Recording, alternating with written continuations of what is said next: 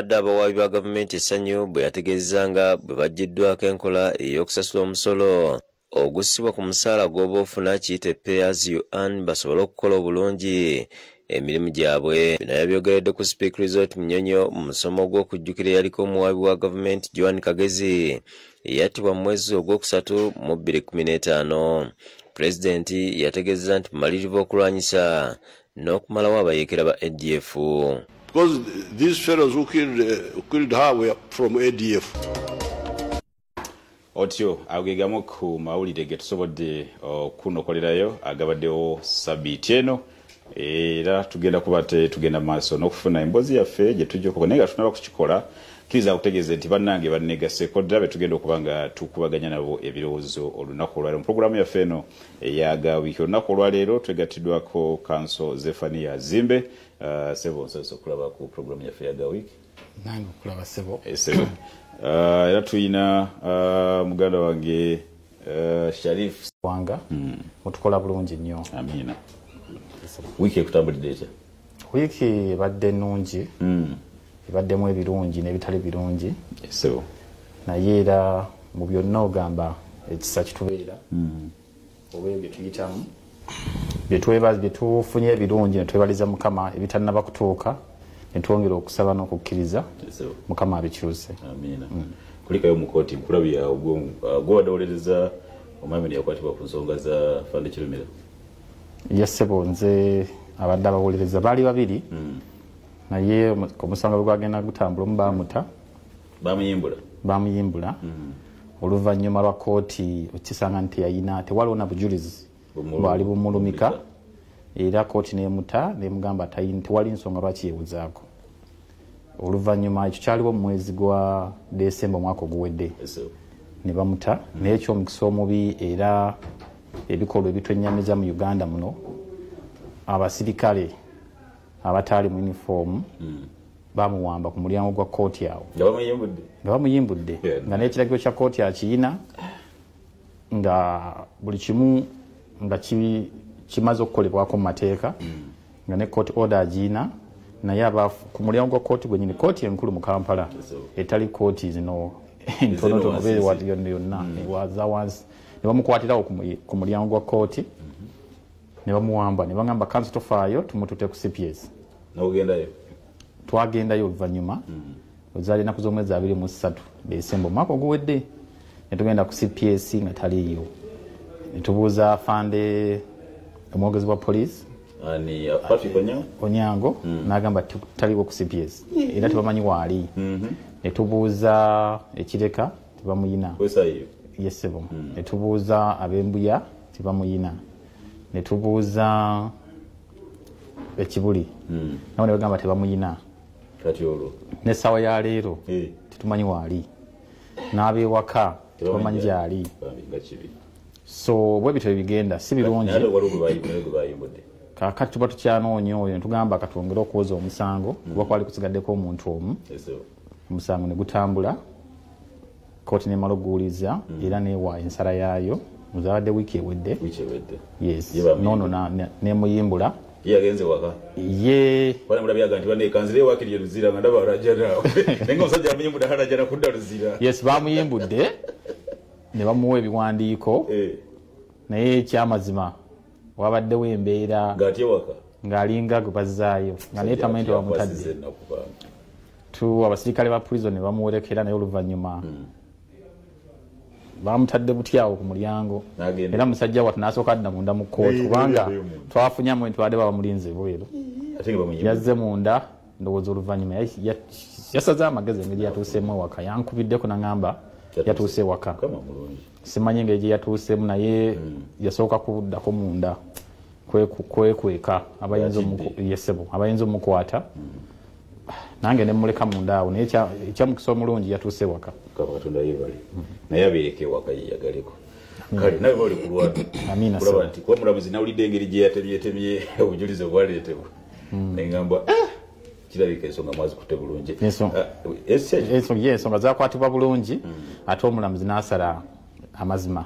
Kale mwe bali kulwana mwabise bunyasaba sebulamuze ku atulaba twongere kubasiima abakyekuumidde ku Ggwe TV bingi nze Sebunya Sharif ndi munnamawulire bingi badde mu wiiki mbadde ne kya poliisi okukwata ababaka abakyala mu ngeri etasaana naye nga gye byafundikiridde ate nga poliisi etuleetedde abaayo mbu baayisidda bubi nnyo bali mu ddwaliro ninga okusinziira ate ku bifaananyi byetulaba ate abayisidde obubi nnyo ate bye badde bayisa abantu obutolabe nga bakuba kati nineebuuza obuzibu babufuniddewa gye tutaalabye tolabye gyakoze mu poliisi nedda kyoga firimu yabadde ngatte bugazi zengomu nze ndowooza poliisi enoonya public sympathy kuva mu musango guno kubanga kyagiswazizza nnyo kyadde kyetagiza yes kale bajja kwesotinga naye nawuliddeko nti abaka bagenda bagulako emisango egy'enjawulo naye katulire gye binaggwera mwami Sebuya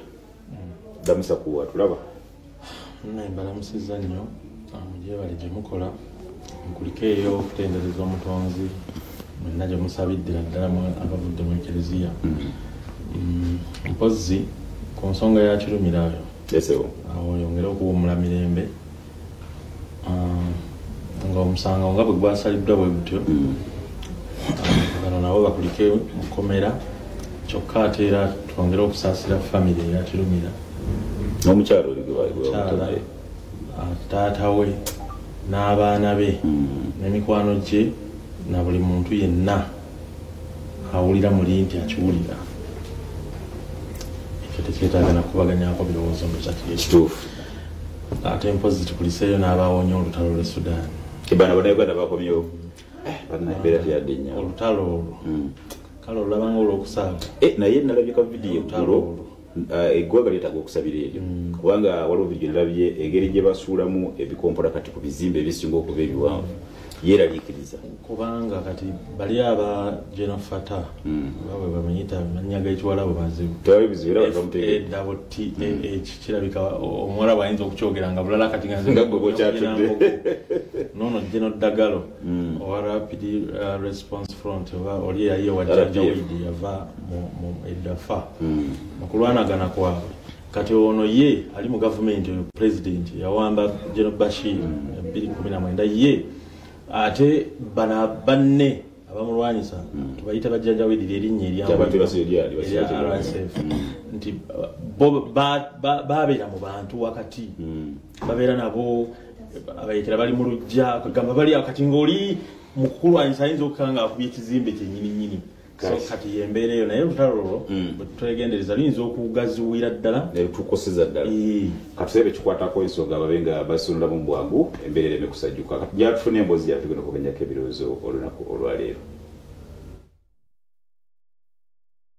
ku lwokubiri abavubuka bawera 15 okuva ku byalo ebyenjawulo mu Tirinye Town Council Kibuku bakongomalira ku polisi ya CPS mu Kampala oluvannyuma lw'okuferebwa Moses Tugeze n'abaleka ku Uganda House Mbitaala ng'ono yeeyita owa polisi ng'amaze okubajjako ensimbi mu ngeri y'okubalaga Kampala. Jako sente twatunda ttaka milioni 3.5 zinasasula mukaaki yanzijako milioni 2 mukusooka. Tugeze ava mu kitundu kyekimu nabo nga yali abasuubiza okubayingiza polisi n'ababulako. Nangamba gwoyingira polisi nk'okubanga ovuga zino eza polisi zikadenge. Bazeewaabo oluvannyuma lw'okuloopa omusango ku CPS ogw'okubafera tuseeko mu kitundu kyabwe okwongera okunyonyoka ensonga n'engeri gye baferebwamu.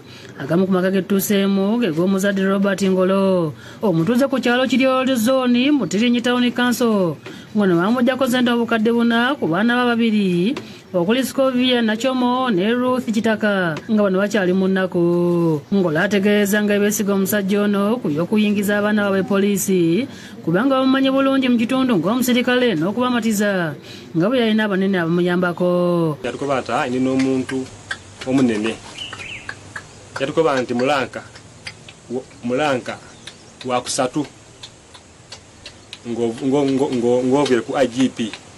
Ngolo yasinga yettaka okufuna ensimbi obukadde 4 bwe yawaayo alajanidde ab'obuyinza okubayamba okukwata omusirikale ono nti kubanga n'ekibanja kye kye yasinga kyatwalibwa era ng'akitulaze. Basinga itaka era ti ngandidinze nti bano abaana babanga bagire mu training bamala training bulungi naga kasente bampa naje nakola ki nanunula itaka era butisaaje nzira plan yona Nachoma ategeeza ntugeze yamutegeeza nti agenda kufuna omusala musava ddala era engeri yali omutunzi nga wakutunga uniform z'abapoliisi ze bambala.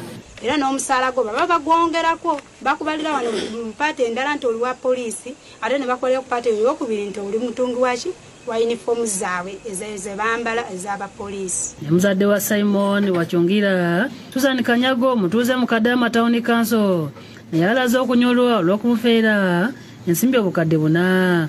Kanyaga ategeeza ntugeze bwe yamukanda esente zino mu bwangu nga yatunda nanteze nnya okuzifuna. Banange enkola entya natunda ente zange z'abaawo zoona nazimalawo ente zaali eyina. Mu kiseera kino talina nte mu kiraalo okujjako obuusa bwe yasigaza. Kuba nze ndi mukazi munaku ndi mawulimi ate nkyali ndina abaana abasoma ate oyo omwana yebitirira era yasoma kati ayenda kujja kunanka ku university sirina sente. Era kyensaba oyinza benza bamusaiza oyo bamukwate bakola bamukanga bulere atwirye sente egyalire.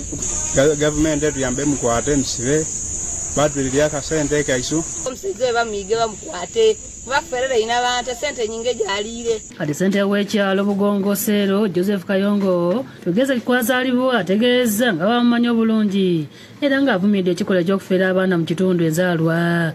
Yabaire ku munaka galungo 5 era omupoliisi omunyeromo ne bamukwata ne bamusiba kumu. So akati awo mbaire teammate ng'essaawa eno we poliisi muwone iswe abakulembeze etuukirire mukulembeze tumaite naku gye bali kulutingiramu tumaite yalina gye bali kulutingira era sobola okuwa information eno sobola okukola niki okutambula okusinga omuntu okutambulira basobola okukufera. Ab'enganda zatugeze beeremye okubaako kye boogera ku nsonga eno wabula batuuze mu kitundu bavumidde ekikola kino ne basaba akwatibwe. Kyakoze ekibiino olwokuba tosobola kujja waafera abantu beewamwe beene.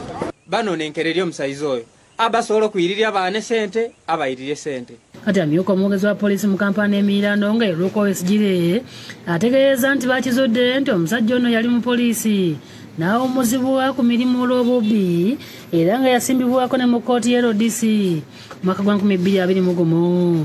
Mu poliisi naye yawummuzibwa ku mirimu olw'okwenyigira mu bikolwa eby'obubbi. Agamba nti bw'ozza omusango gwa Nnagomola ng'oli wa poliisi owummuzibwa ku mulimu ne bakuggyako n'ebintu byonna okuli n'ekyambalo. Agambye nti bakunoonyereza wa gye yajja ekyambalo mu afeera abantu asobole okugenda ng'abanyaga. Tuli mu kumunoonya era nga tumukubira omulanga yenna gy'ali okuvaayo yeyanjule wano ku poliisi wano ku CPS tusobole okuba nti nno tunoonyereza kubiba mu lubirizi okuba nti no yaggyeko abantu ssente ng'ayita mu lukujjukujju. Ivan Wakibi ne Sulaiman Mutebi bakusakidde eggulire lino ku Lwabukedde TV.